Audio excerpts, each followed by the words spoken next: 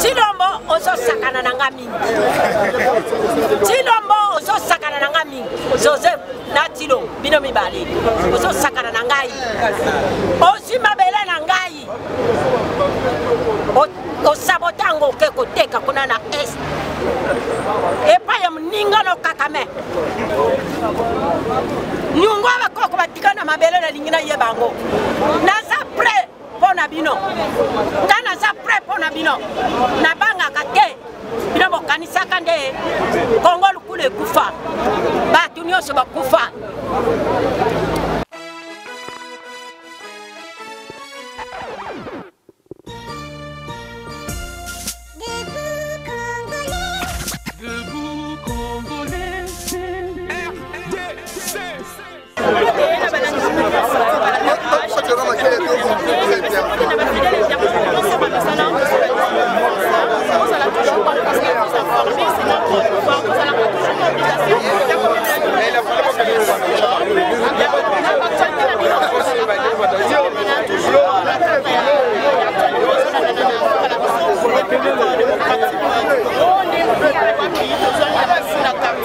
La place des résistants,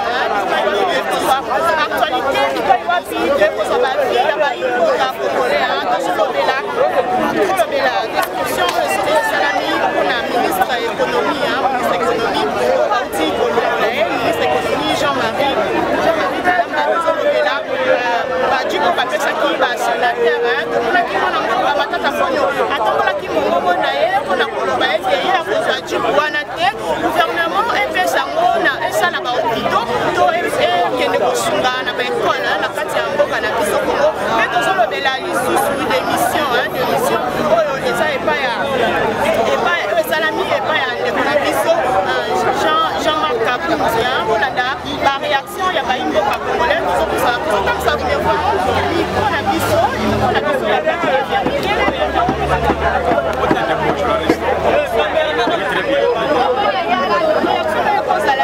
par rapport à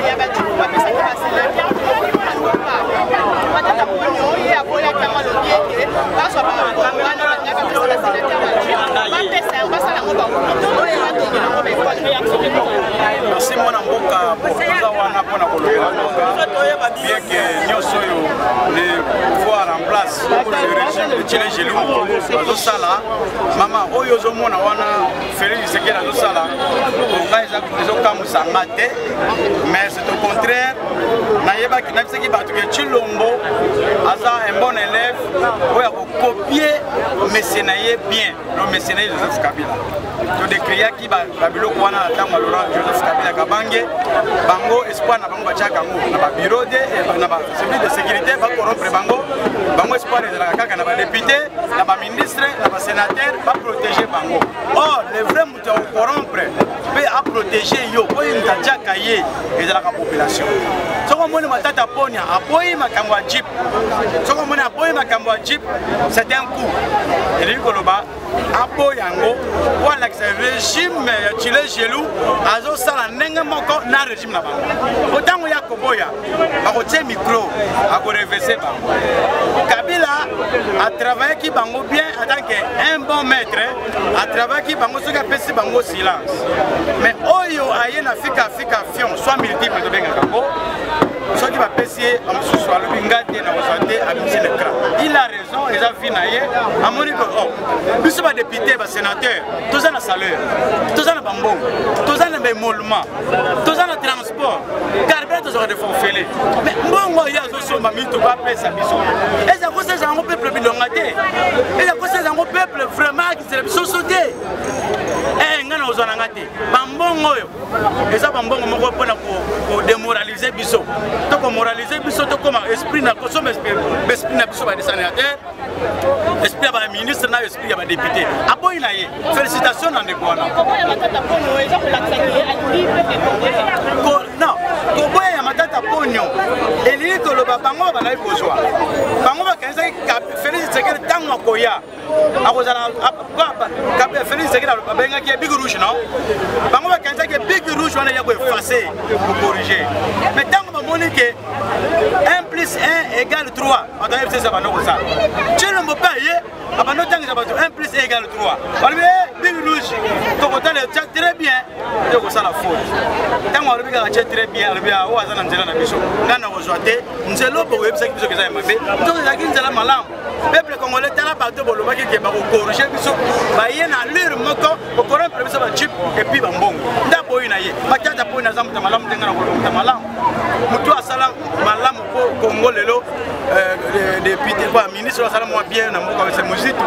kwa ki selection mbongo même système ya banque muzitu nda za ki pratique yango ye le côté ya pouvoir ya ko côté nango matata boyi na muzitu a cheba sala stade na ki quit mais stade wala lo ko tunga na mboka na bango balongo na muzitu azati muzitu lelo ndeko wana so total bien pe perdre dans l'ensemble na Joseph Kabila deba ko biso mboka na ko lobata ke pasa boyi chipa za mutu malamu non ala kisike correction ba lobaki ko sala ba pa ya mettre na bango ba chaki pa minga mettre na bango déjà correction te mais hier sur une sekere ala nzela o ya bango ndati a reverser ye wena za reverser ye ke no mutala biso tozaki na biso za biso batu mabe biso nyonso na o tolongwa na o baza lelo baza batu mabe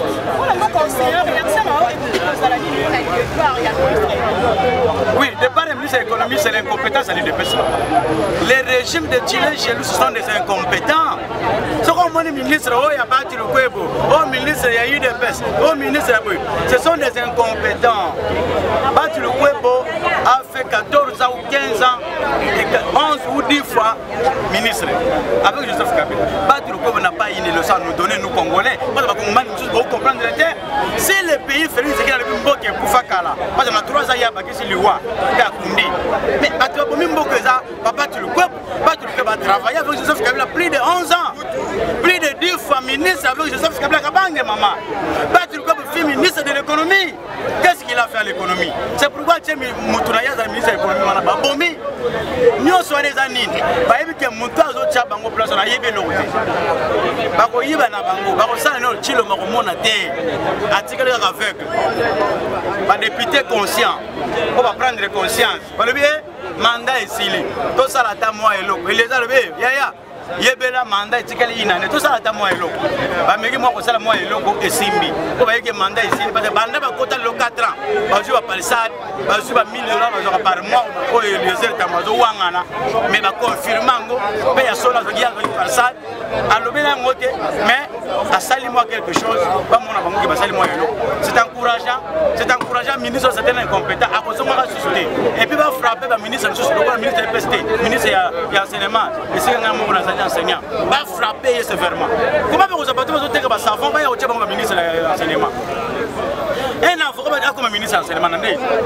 Donc, vous avez un système à y aller.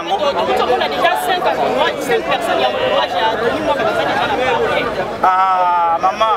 quittez le Longondo, va bien dans le parquet. Nani,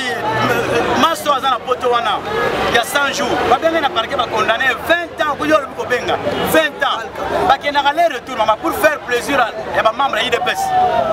On a faire voir l'état des droits. Et ça, plaisanterie, quand ça, il y a plaisir après, va retirer. C'est fini. Donc ça, plaisir à la population. Au lieu de satisfaire la population, mais IDPS n'a fait ça pour faire plaire aux gens. Mais après quelques jours, on va le ministre a face à l'entendu, va condamner à solo. Ministre a commencé l'enseignement, maman ne peut expliquer. Déjà, ma père, yo que nous continuons à enseigner pendant de 35 ans au Kiti. Mais le bande va aussi de sa classe, le long de sa yo. Les enfants ont 20 ans, 22 ans. Ce qu'on peut c'est même dictat par ma yébité. Et ces enfants-là vont commencer à nous enseigner nos enfants, pas détruire l'éducation, pas détruire l'éducation. Donc, la ministre, il faut qu'elle encourager les députés, les ministres, c'est un incompétent. Et puis, les mêmes ministres là, tu fais des pionniers, tu fais des sociaux, tu fais des réseaux sociaux. Il est prêt à rassurer le ministre pour piriger, pour lire. Mais, à ma grande surprise, on va compter le pour ça qui me l'a dit. Mais on va faire qui fait des choses. Donc, on va être incompétent, il est prêt à mailler la zone à la montée. Donc, on a déjà marqué Bunde, Jarango, Bango Nyoso, on n'a pas besoin d'elle. Mandat Cécilie, si l'on a fait ce que dit, c'est une parenthèse à fermer. Merci. Mote maman journaliste. Santé, santé, les habitants. asala accident na moto ake kotuta na vraiment nazomwa choc mbongo okende na hôpital eza te ce n'est pas ça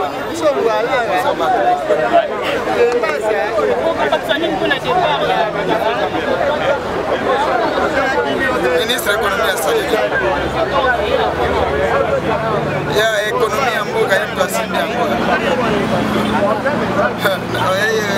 eza na koseka mosusu omoni na seka imena omoni elongi nanga ekomi ndenge wana nazotala yo te wana nazotala ye ministre. Quant à moi, économie ya mboka ezala mpona sepelisa peuple na mutu moko ozalaki te na ebandeli ndenge naza koyebisa peuple congolais nalobi soki moto ayibi nguba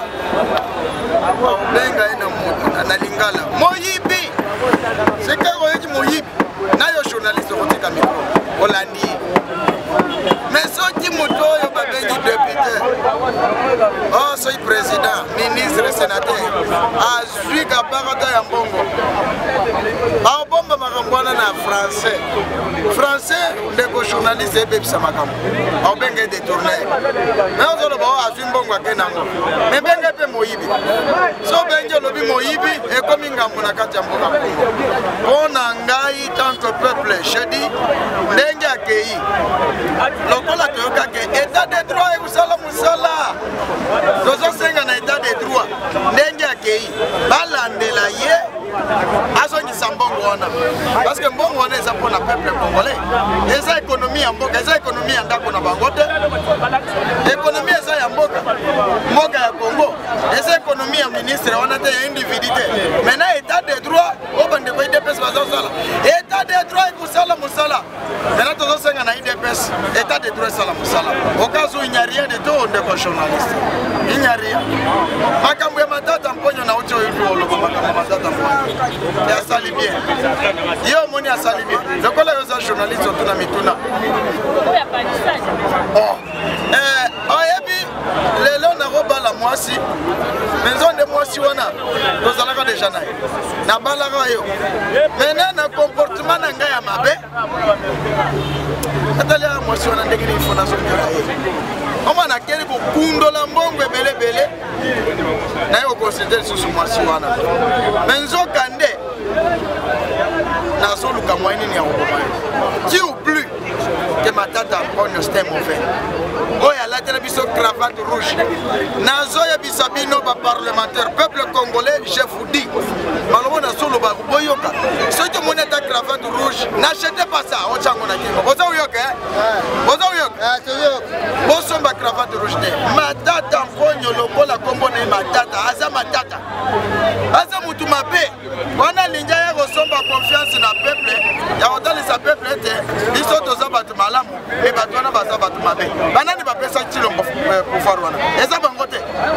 sikoyo lingia ya kosomba confiance na peuple congolais aboya na bajip aloba ote bambongo wana bozwa botosala boye mpo na intérêt ya peuple congolais aliboso bambongo ntango azwaki azalaki premier ministre nini asalaka matata batu veut intimider les gens wana bagrimase mama journaliste eko journaliste wana bagrimase baintimidation biso tokoyoka te donc omona babiloko bosala wana te c'est de même lelo chilombo omona aya na mbongo awo aya kosombanga akundola mbongo pa te nana lobi état de droit eza kosala le peuple d'abord eza kosala omona lelo kana dernier minute awa ndeko faci beto aye na bambongo akena kokaba na kopanzela peuple congolais oba kompani moko ezoya eroya te o musito oloba bainvertisseur baroya te oluka bango na maboko na makolo bozwa bango te donc ce sont des actions o bayimba luka basomba confiance ya peuple omwene ndo konsida bino basi eta na lemba yo chéri nizandi naza na mwati dollar pio ozomona eza bakor moko ya mabe yango na inatura bapoliticien na biso bacongolais Kabila tu avais fait des accords avec les Sénégalais mais lelo se bakozi ozomona se bazi pouvoir oke osala baaccord moya molili ya butu ndenge na uti koyebisa peuple congolais awa bapoliticien soki akomi na ye président ya Ils sont des aventuriers. Moi je parle tant que peuple, non congolais. Je ne suis pas politicien. Qu'est-ce qui prouve que lobby soji neto zawa fayulu oh yo zolandanga fayulu. Lobby pensa à son soji pour voir cela. Hein? Vous êtes soji aussi pour pouvoir. Vous êtes sûr que au sein de la peuple congolais. Maman journaliste, je ne sais pas politicien mboka Congo soji a su pouvoir comme ministre comme président. Soji ba bala basi mo ba vie ba chena mulanyo ba benga sakala ha. Quand on a zobi na nena kata mulangi kuna mazo de bazo manipuler. Nani azo manipuler? Américains, les Rwandais. Maintenant il faut faire bakori ya malamu. Lokola ba Rwandais ba o menacer biso. Oyo Mobutu loba. Même s'il faut faire les accords avec le diable. Na Mobutu na kosala. Maintenant bande kona biso ba Tshisekedi ba signer ba so signer ba accord. Lobi pe do mona faidu lulwana. Aka o signer ba accord. Do mona pe muzito akende ko signer ba accord na Rwanda wana. Si quoi il faut signer ba accord wana bien. So zo mona kaka Rwanda yango ba pays misusu kaka pembe na wezala te. Angolais awate. Brazzaville awate. Ya ba accord il faut na ba Rwanda. Donc il y a un problème. Maintenant il faut signer les vrais accords. Zo de ba accord ba signer ça la mabe. Mais ce qui failli ce qui m'a dit a signé un accord normal na ba Rwandais na moni que tu vas négocier donc les amakambo mboka na sala ya accident ozoto na ngati ngoni na sala ya accident c'est ça na pouvoir ya ba gouvernement ya ba warrior mais na gade japoto ça na ke bo ama ya kate tarkisi yango na sai na ngaya bukoko donc numéro to senga bande ko ba diaspora ko ba sa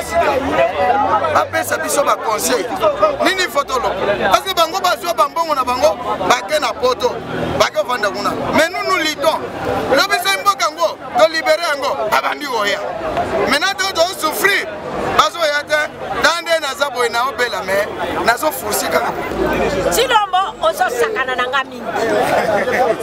Chilombo ozo sakana na ngami Joseph na Chilo bino mibali ozo sakana na ngai bino mokani saka na Congo bakolo ya mabele bazate yo Joseph kolo ya mabele kokuno yo soki komonena Chilombo data na yo tango zalaka bomo ayebisaka yo kokuno ayele yo mabele ana Congo akenda kana table ronde komone nani osi mabele na ngai o sabotango ke koteka kuna na est epa ya mninga no kakame yon kulo zali mwana kasi ya kakame ngana za mwana kasi ya kakame te na tuni bino mibale Joseph oye bisangani sinatiro to sira na bino nani ungwa ba koko na ngaba tikaka ya mabele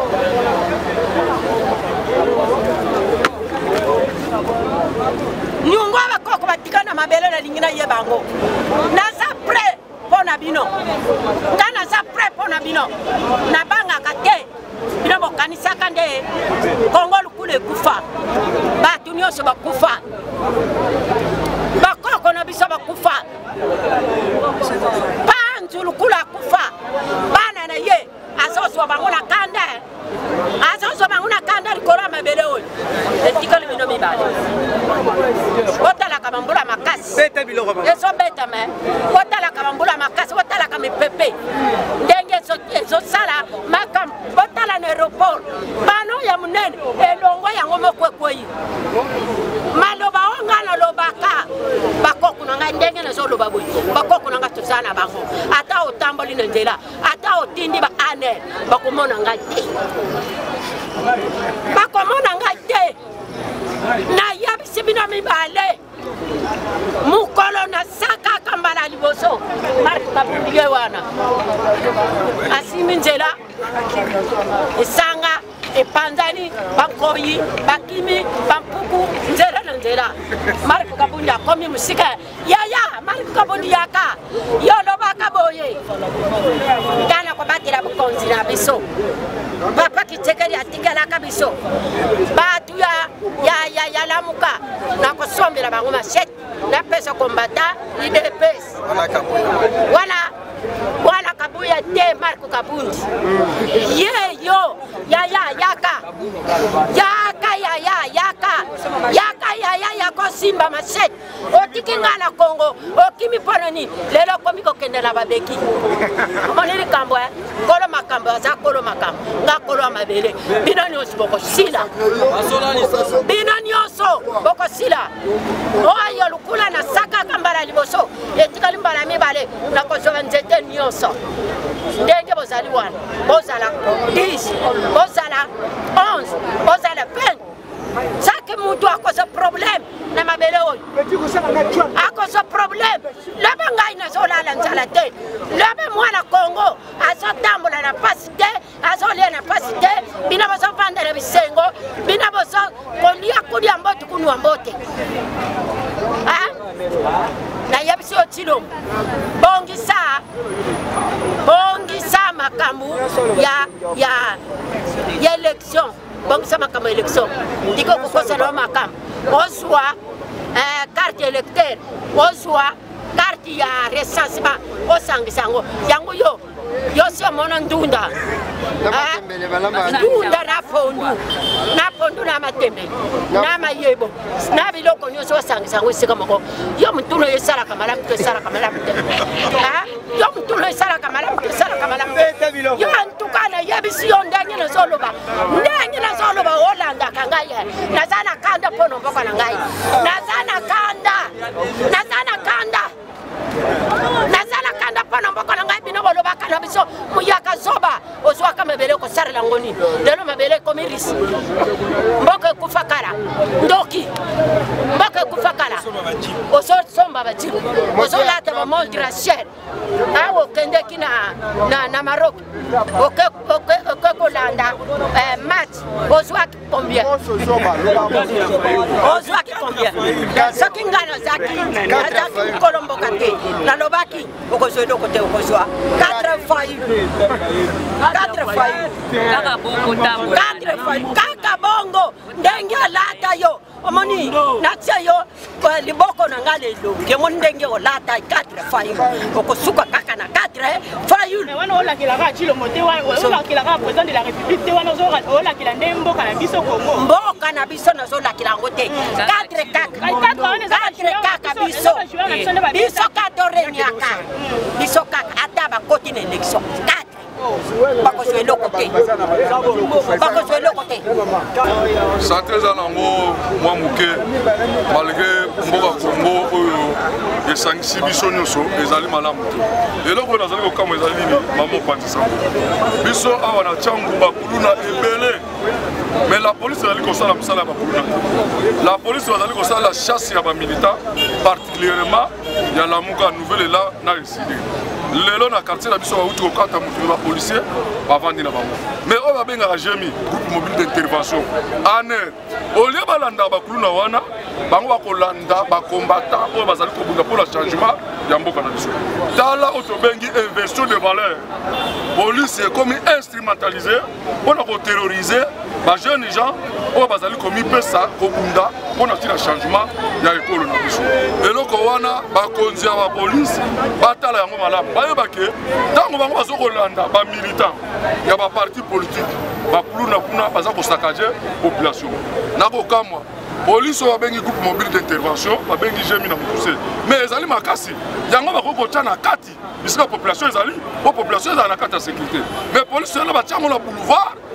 nzala ntango yokanga bango tracasserie na bana moto na innocent na paisible citoyen ezali kosalama donc tozo kodénoncer ce genre de comportement oyo la police bazali kosala elongo na bato bazali koinstrumentaliser bango donc message na biso ezali na place na bandokolanda bamilitaire ya lamuka na bandako na banterne na bango la police baexplike bango mission na bango ya kosécuriser population ainsi que biloko na bango alors bamilitant ya baparti politique bazali baennemi ya la police te soki bazali groupe mobile d'intervention bakende na Ituri bakende na Beni bakende na est de la république ekozala malamu alors biso tokomi ennemi na bango na ndenge nini voilà madame la journaliste oyo ezali regret na biso inquiétude na biso totikala komona yango te na barégime nyonso eleka mais tomoni yango kaka mikolo oyo la police ezali nzinga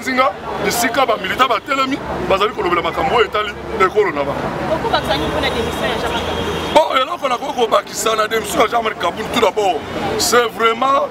un épée dans l'eau. C'est non événement pour le peuple congolais. Parce que ce qui n'a pas Pascal Awa, au coût de pio de kilo nango 5 000 francs. Et ça c'est pour Kabunda démissionner kilo wane kiti. Transport des alliés passe. L'autre il est des alliés. Pour nous n'est pas à démissionner et état le peuple congolais. Mais le logo nager moko. État le logo moko te madame la nager. OK, merci. Côté maman. Tiens, nazam bien té. Pona nini nazam bien té c'est parce que Chilombo alinga manipuler peuple congolais pendant le rôle à moi si na nyakelo wana. Pourquoi tozoli a bien té, tozola la bien té pour até maïté nini té et loko moko na mboko ezo salema pona Chilombo ezate. Bon, en plus de cela, ce qui Jean-Marc Kabundi a démissionné, il a démissionné un peuple congolais de se retrouver dans l'autre. Pourquoi? Yemoko Jean-Marc Kabundi à la kabato ya peuple de Alobi, bokoye kolanano konanje. Bon, yemoko na va bata peuple de baye kola konanje, yemoko asali nini ananje. To yebisaka Kabundi o eza mbushima ite. O eza Congo. Na mbushima yana na Kananga na Kasai. Baza na kati ya mabele ya Congo. Mais yo on prononce que bokoye kolanano konanje. Ah, mais Jean-Marc Kabundi kamusi biso. Que yemoko siko ayekoli déjà comme nanger. C'est que il y a un problème entre Jean-Marc Kabundi na équipe nae. Jean-Marc Kabundi alobaka oya kosakana na bokonzi na bango. Oh, est-ce que bokonzi ya kongeza la Félix Tanga soki président de la République atika lisu moluba te. Papa atika lisu moluba te. Aza le garant de la nation. C'est que mokonzi ya Congo mobimba Tshisekedi asala kere akanisa ki Congo eza lokola mbushima.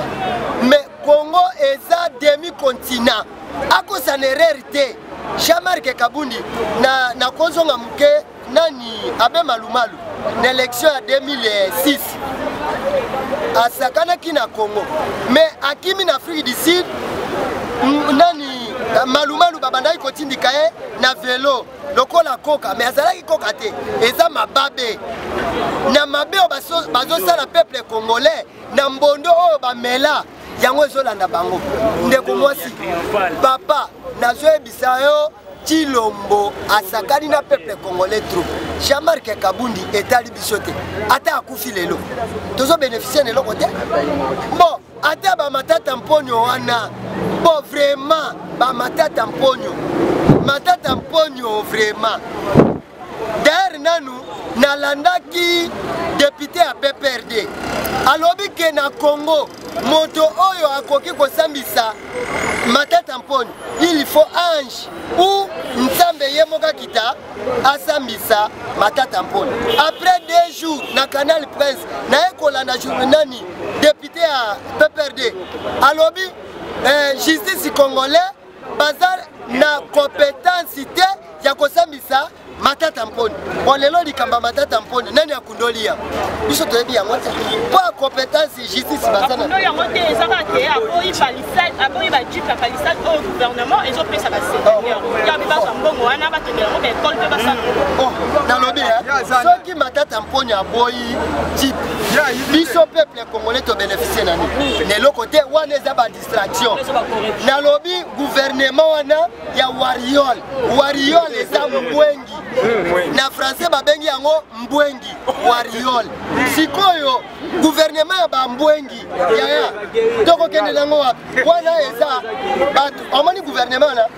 bazosala balbum moko boye basombi ya basede wana bazate sikoyo tanga beti première bo baluka batu ya kosomba bazate to former sur deuxième bord IDPS na gouvernement wariol ba gouvernement bambwengi wana ba beti 4 albums ya suka yango oya coup d'état esili te babeti lisusu Fati akei nano amemi équipe nationale na qualification ya Maroc mais nzamba confondre bango pourquoi omoni soki Léopard alekaka na qualification ya mondial ya ngai na oto linga tomona te de fait style lelo zosalema te Fati beto amemi équipe nationale na mondial ozomona mais nzamba tela lobi feti oyo ekosalema mbonga mboka ekosila mwena mema bango kuna eza te nakata bango na nzela yaya lelo Union Sacrée Zokana comment Maroc a na RDC awa tomoni député te tomoni ministre te tomoni nini te ni comédien mais imaginez-vous le coleza shida ya kolia mbongo 25 ministres na Maroc na 60 députés na basi na bana mbongo combien ke wana mbongo combien ke na Maroc wana ya donc tozele loko te ibungu tulu Chilombo akanisaki 5 ans eza lokola 50 ans nzoka nde 5 ans eza lokola 5 mois eza lokola 5 mois ndeko journaliste merci na suki wana me ba matata mponi ba nani elobeli biso peuple congolais loko te Chilombo azana krik kabundi kuna pona ngai ngana yebi yekutu kabundi wana te na yebi yete kabunda ya bandaki politique mokolonile mama ngana kolia wana kisasa kabundi na yebi yete kabundi na ba étudier atane tikisekedi ngana wolo bana yi de pes muto akolo ba wambwankimi ata kisekedi le père ayebi indépendance te ba aventure wa kisekedi azo sala ya tata na ye kisekedi na pas étudier kisekedi ayebi ata mukanda moko wa te kisekedi ayebi bieke biso Rwanda Burundi tozaolia mbongo moko mais signature ba congolais est-ce que Kisekedi a histoire à Mugo Kisekedi a po ayiba na lobi makambo ya match tangu yozo ke no beta match il faut kutana na ba chef coutumier ba kolo mabele après on soit départ deuxièmement ba bazo kufa na Nord Kivu yozo ba joueur na ba botini ke ngana ze ke beta coupe du monde est-ce que ozando kité aya ki ko sala aventure na mbukolo ye na Kabila Nzambe azwa lukufa mikolo nyonso elaka dimanche te ya lundi et mardi mais nazolo baba ba organiser l'élection Kisekedi ata Kabila soki akufi pona nga kutu fête ya munene congolais na uzala vrai fête pona oyeba te ka watu ba président ba leki awa na yebi bango te ngalo kola wana sasa Kisekedi na ba yebi ata modèle B ba yebi ata SDT soki ba wuti wapi to mona ka président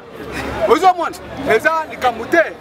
to uta Nzamba kulibere biso na babelo ya Kongo bazo uta Nzamba kulibere bayi bebele mote mama merci santé ya biso ba ka biete omona ndenge chile jeune même ma biso voir na bango na biso congolais moko tata ka réaction de Kozani pour na départ ya ministre. Bon, pour le débat ministre de l'économie, c'est vrai, à Congo Kende. Mais là, quand vous savez, les députés Nabiso, même la biso qui se lâche. Tout le monde a dit que le ministre va y aller, le ministre va y aller détourner, mais garde de la nation, va y aller. Pour le gouvernement, et bien la biso ndeko Chilombo aya pe na parlement wana atalisa biso ba peuple tala na zwaki mboka o na nebo to komi na nebo na sali ye azanga beke bo ba ke la musaka kaka ba ministre moko bo musa ibimbo ndeli kamba sanju ya kamera tangi Chilombo na justice combien de fois ba kopo benga ete yazali koloni beko o ya ministre ministre na bango balongoli mpona ngai nalobaka boye tebe na olobela yango ezali FCC azotalisa bandeko ya IDPS balobaki trop tozwi majorité abuki ministre na bango wana po ayebisa bango majorité toujours eza garde epa ya Kabila tomoni ntango ya badepute ya IDPS badéclaré il fallait pas ministre wana longwa mais soki bino bozali majorité foma bokosigné ministre na bino donc bato oyo bameme biso nde théâtre mama tala na oneti likambo ya sinele oyo nazoye biso eza vrai créer d'information lelo bakomettre l'information kini este bandama njili yaka buku kure eza te baotiela biso après facture ye information eza très capital so na bachaîne ofandi ifo lobelela biso soko oyebani na bachef ya sinele benga bango kende oluka bango na babiro na bango tuna bango ese na kisasa banda bakongo ti capital pani ya courant ya câble ya moyen tension eza te tilomba négocier courant Brazzaville aza na misala na ye na baprovince ya gouvernement na ye tilomba ti courant apesi babrazzaville bakati biso bakolo courant to bénéficiara nango na butu Brazil tosalela courant na biso balobaki baza na basiti na bango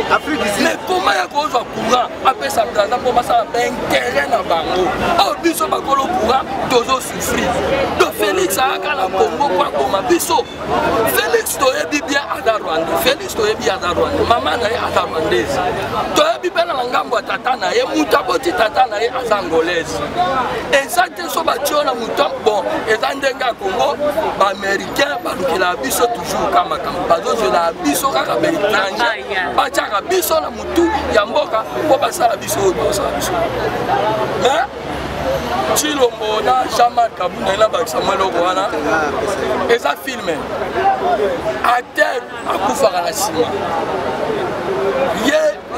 Jean-Marc Kabunda bango bango baka kukompane filme bango nde babando kende Chilombo akufaki na akufi bien ta okufa aokende mais mukolo moko te Chilombo kolongaka na mboka oyo afanda awo lokola ya komo patrie biso barégissant la muka na bandako na baveni na bawapi bodendeko baye atie biso basoda baluka biso po alembisa biso na liti oyo biso boloko esi tondima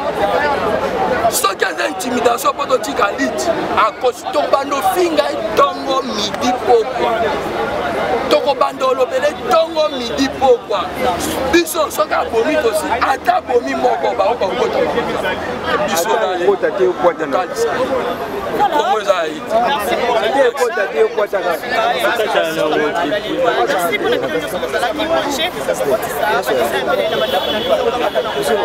actualité na biso wana mokolo lelo bakili na asina ni micro na biso plateau de vérité kaka mpona koyeba baréaction ya baimboka congolais tozalaki na 3 sujet oyo tokutaki nango awa vraiment kotolobisa baimboka tolobelaki makambo ya démission ya Jean-Marc Kabunda tolobelaki départ ya ministre économie tolobelaki lisusu makambo ya batu palissade oyo balingaki bapesa na basénateur merci soki bosepeli na émission na biso mokolo lelo bopesa merci na Audrey Makela oyo azalaki bongo nsima ya bilili papa na te merci Bombasi bazalaka toujours wana mpona montage ngai na bino tokokutani malasi